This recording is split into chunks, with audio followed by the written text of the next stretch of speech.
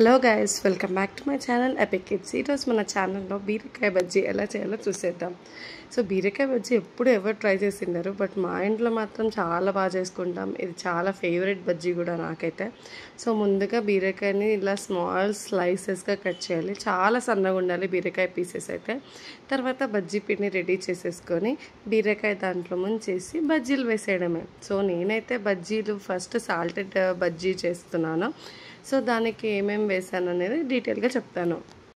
Salted బజ్జీతో పాటు spicy bajji కూడా కావాల్సిందే కదా, మరి దానికోసం బజ్జీ పిండి ఎలా చేయాలో చెప్పేస్తాను. సో ఏం చేయాలంటే ఒక బౌల్లో బేసిన్ ఫ్లోర్ తీసుకోండి, కాస్త జీరా, 1 టేబుల్ స్పూన్ ఆఫ్ ఆయిల్ కాస్త హీట్ చేసి ఆ ఆయిల్ దీంట్లో వేసేసి పిండిలో కలపండి. అలాగే కాస్త కారం, కాస్త ఉప్పు అవన్నీ వేసేసి కొన్ని వాటర్ వేసి లంప్స్ లేకుండా బజ్జీ పిండిని తడుపుకోవాలి. ఆ తర్వాత మనం ఆల్రెడీ కట్ చేసి పెట్టుకున్న బీరకాయ పీసెస్ని దాంట్లో ముంచి ఆయిల్లో వేసేయడమే. బీరకాయ పీసెస్ ముందుగానే కడిగేసి ఏదైనా క్లాత్తో నీట్గా తుడిచి డ్రై అయిపోయిన తర్వాతనే బజ్జీల పిండిలో వేసేసి ఇలా ఆయిల్లో ఫ్రై చేయాలి.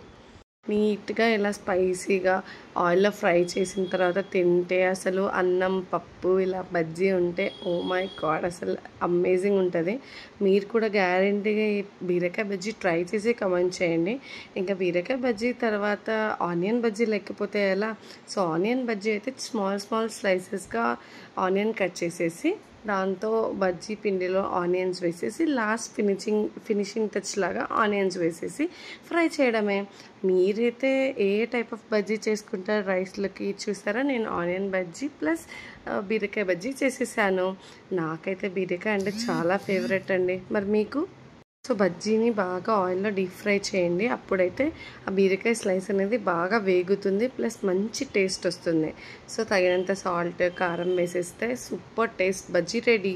వీడియో మీకు నచ్చినట్లయితే please do like, share and subscribe guys. Thank you.